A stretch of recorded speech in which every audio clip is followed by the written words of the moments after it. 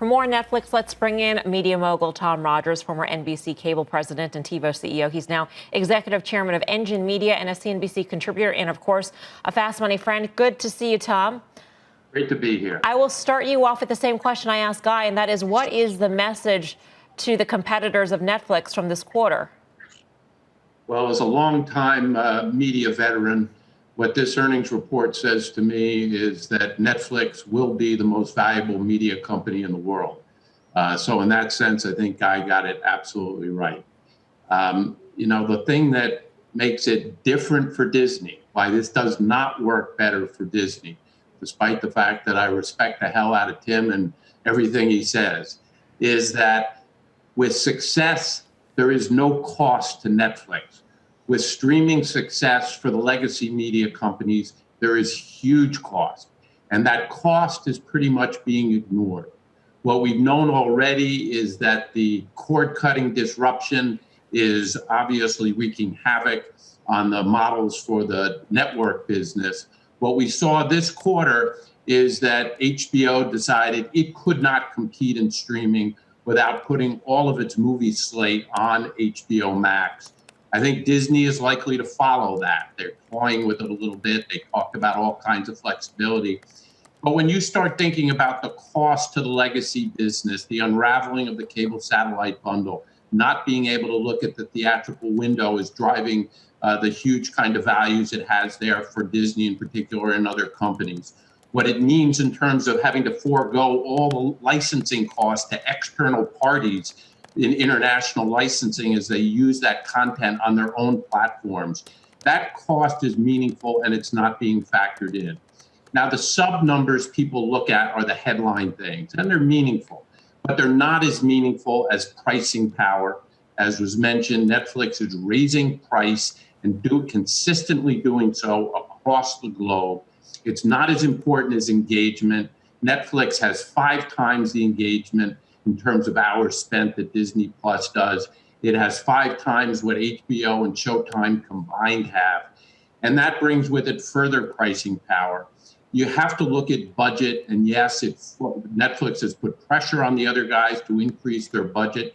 It has pushed out the cash flow break even for the others as its cash flow break even has accelerated.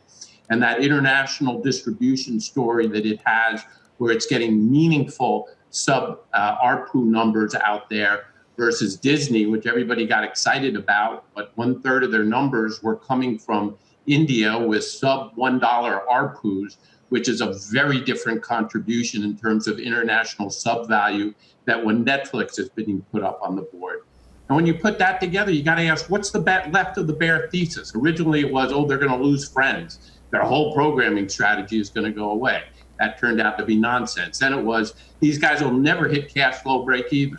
Well, they've shown they're cash flow positive this year, and they're going forward, they're going to be cash flow positive. Then its competition is really going to limit them. Well, we've seen with the competition, they're still the number one. It's, as Guy said, else are you going to have? Netflix has the pole position. They will be in almost all streaming homes. Tom, it's Karen. I hear what you're saying on pricing power. This seems, though, like an arms race in terms of content. And is that part of their strategy, to just sort of a Reagan-era arms race, and hopefully nobody will be able to compete? I know they say they like competition, but what do you think the grand strategy is? Well, it's clearly to create a model, which they've done, that allow them to sustain a much higher programming budget than anybody else. They're on their way to $20 billion. They're on their way to this year, one new movie a week, more than one new movie a week. I think with a $20 billion budget, they will probably be able to introduce one new series or one new movie every day. That's going to have impact well beyond what anybody else can do. They can do it very efficiently because of the international programming strategy they've developed. No, I couldn't believe it. I'm sitting there this last week watching a Norwegian series called Occupied, which was just fantastic. They have the ability to leverage local programming from other markets and turn it into really meaningful programming with huge audiences in this market. So that programming strategy just puts them way ahead. Now, clearly Disney, recognizing that they had to be much more in than they originally were and much more in than their original numbers estimated, went from 4 billion to 8 billion in programming. That's going to matter. That's going to have impact. You can't ignore that competition. It will drive engagement. But Netflix being in a position that's well excess of anybody else in terms of the kind of buzz that they've been able to drive from their program is just going to continue to be number one.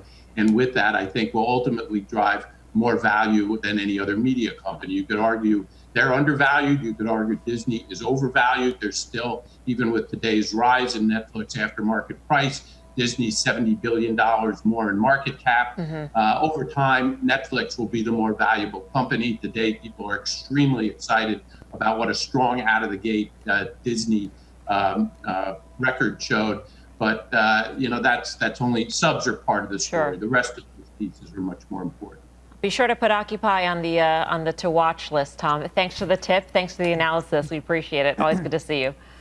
Thanks for having me. Tom Rogers. Bank of America had an interesting note out today saying 2021 will be peak competition, very strong competition when it comes to the streaming wars, but that consumers will probably have budget for 3 streaming services. So, Dan, if not Netflix, then what? Well, it's funny. So Tom makes a great point about a media company. It's going to be the most valuable one. But I guess the point is Disney could do what it's done in the last 6 months, up almost 50%. And with 30% of their business with the parks and the studios and all this stuff shut down, I think it's Disney going forward. Tom has been fantastic on Netflix for years and years and years, and he's come on our show and he's schooled a bunch of us on that. But I think from here on out, I think what you're saying is, would you rather? I'd rather Disney, Mel. I wasn't, but I'll allow you to do that. And just quickly, we should note that this conference call, or this call with analysts, which is not really a conference call, starts at 6 o'clock. A lot can happen on that call. So, Karen, I'm curious, what question would you have for management? Because it seems like a very critical quarter, this one, for Netflix. I guess it's sort of furthering on your question about cash flow break even, but that's not the end game, right? So what could they really, what kind of cash flow could they really generate? To think about buying back stock, you kind of want to be generating cash. So how do they see that playing out?